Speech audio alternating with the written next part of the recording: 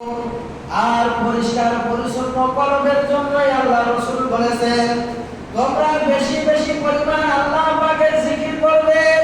আল্লাহ পাকের জিকিরের মধ্যে কি যে মজা, তাই তো কবি বলেন শাকে গুলবে क्या मजा है बुलबुली के पूछियो जिक्र में क्या मजा है जाकिरू के पूछियो। আল্লাহ আল্লাহ জিকিরের মধ্যে যে কি মজা একমাত্র জাকির ছাড়া কেউ বোঝে না। জিকিরের মধ্যে কি যে স্বাদ, কি যে তৃপ্তি, কি যে মজা জাকির ছাড়া দুনিয়ার কোনো মানুষকে বোঝানো যাবে না। কারণ জিকির হলো আমার আল্লাহ, আল্লাহর মহব্বত নিয়ে যেই বান্দা কবরে যেতে পারবে আমার আল্লাহ তার কবর থেকে শুরু করে দিয়ে হাসরের ময়দান পর্যন্ত নিরাপদে জান্নাতে পৌঁছে দেবে। জোরে বলি সুবহানাল্লাহ। এজন্য বেশি বেশি আল্লাহর জিকির করো। কার জিকির? আল্লাহ বলেন ইয়া আইয়ুহাল্লাযীনা আমানু যিকুরুল্লাহা যিকরান কাসীরা ওয়া সাব্বিহুহু বুকরাতাও ওয়া আসীলা।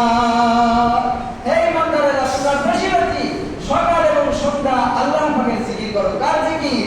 আল্লাহর জিকির।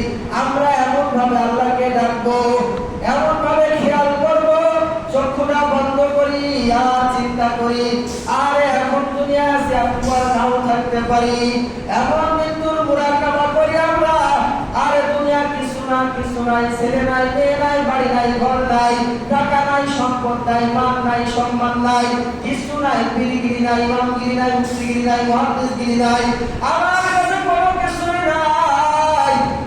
একমাত্র কলবের মধ্যে আল্লাহই আছে।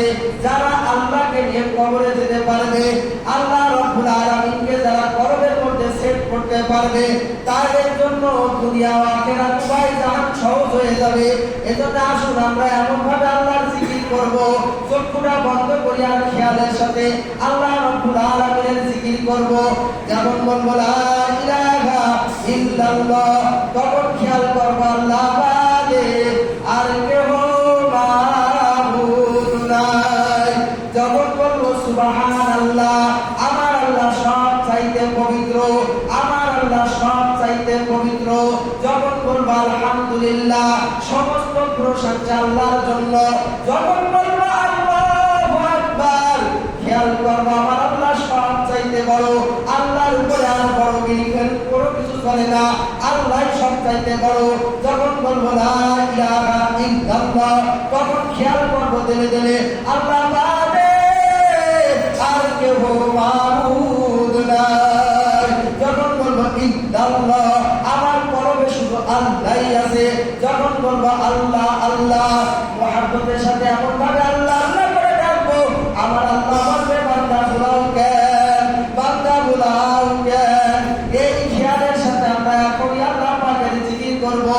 আর আল্লাহর কুতুব এমন এক ঔষধ আমাদেরকে দিয়ে গেলেন, আল্লাহর কুতুবের এই ঔষধ ব্যবহার করে টেকনাফ থেকে তেতুলিয়া পর্যন্ত আজকে চরমনার মুরিদ সব জায়গায় দেখা যায়। কথা বলুন ঠিক কিনা?